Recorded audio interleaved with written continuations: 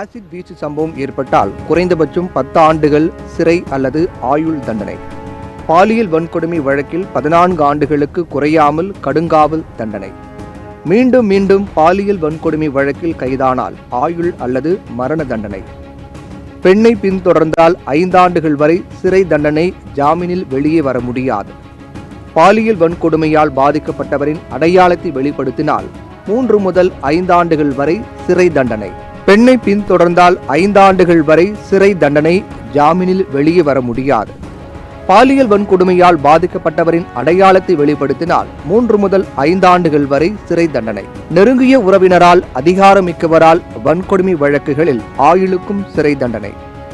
கூட்டு பலாத்காரம், 18 வயதுக்குட்பட்ட பெண்ணை பலாத்காரம் செய்தல் போன்றவற்றுக்கும் ஆயுள் சிறை தண்டனை. 12 வயதுக்குட்பட்ட சிறுமியை பாலியல் வன்கொடுமை செய்தால் குற்றவாளிக்கு மரண தண்டனை.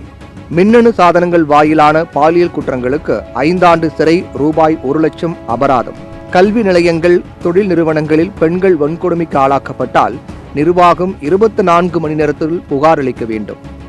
பாலியல் வன்கொடுமை தொடர்பான புகார்களை 24 மணி நேரத்திற்குள் காவல் நிலையத்தில் நிறுவனங்கள் தெரிவிக்க வேண்டும்.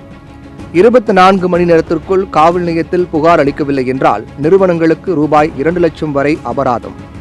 கோயில்கள், கல்வி நிறுவனங்கள், வணிக வளாகங்கள் என அனைத்து பகுதியிலும் CCTV கேமராக்கள் பொருத்த வேண்டும்.